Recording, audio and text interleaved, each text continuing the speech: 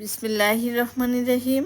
আসসালামু আলাইকুম ভিউয়ার্স, আশা করছি যে যেখানে আছেন ভালো আছেন, সুস্থ আছেন। Welcome to my channel chef Sharmin.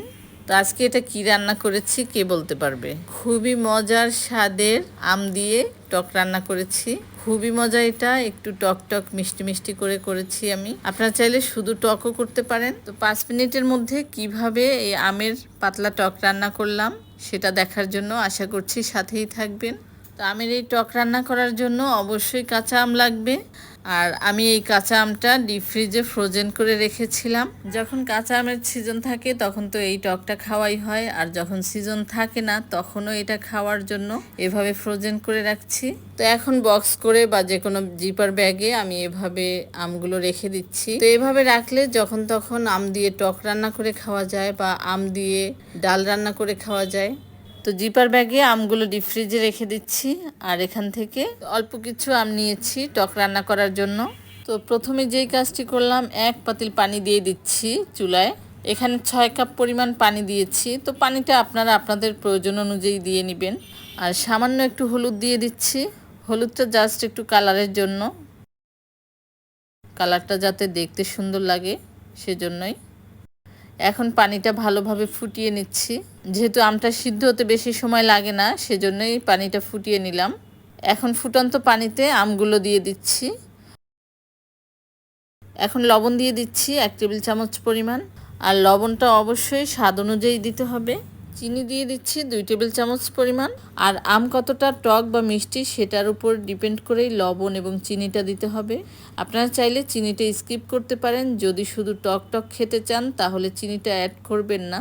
আমার বাচ্চারা যেহেতু একটু মিষ্টি মিষ্টি পছন্দ করে, টক মিষ্টি, সেজন্য আমি একটু চিনি দেই সব সময়। এখন কিন্তু শুধু জাল করার পালা। তো এভাবে জাল করব 3 থেকে 4 মিনিট। তো আমটা ভালো করে সিদ্ধ হয়েছে এবং ভালো করে ফুটেছে।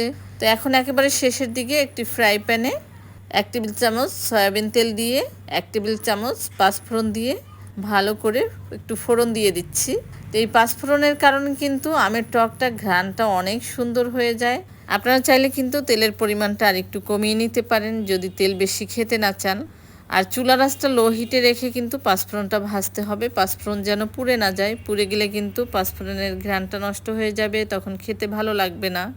কাজের শত ব্যস্ততার মাঝেও যেন আমরা আল্লাহকে স্মরণ করি, কারণ আল্লাহ আমাদের সুস্থ রেখেছেন, ভালো রেখেছেন। আল্লাহর সকল নিয়ামতগুলো আমরা সুন্দরভাবে গ্রহণ করছি।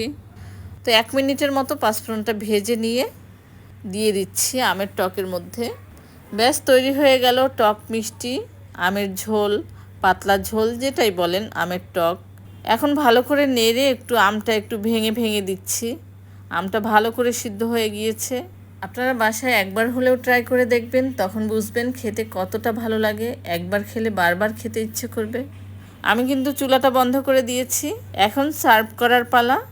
গরমে কিন্তু একটু এভাবে পাতলা ঝোল বা একটু টক টক খেতে কিন্তু খুবই ভালো লাগে। পোলাও মাংস হোক বা যে কোনো বাংলা খাবারই হোক, সব খাবারের পরেই কিন্তু এই টকটা খেলে একেবারে মন প্রাণ জুড়িয়ে যায়। তো ভিডিওটি যদি ভালো লাগে লাইক দিয়ে সুন্দর সুন্দর কমেন্ট দিয়ে আমাকে সাপোর্ট করবেন।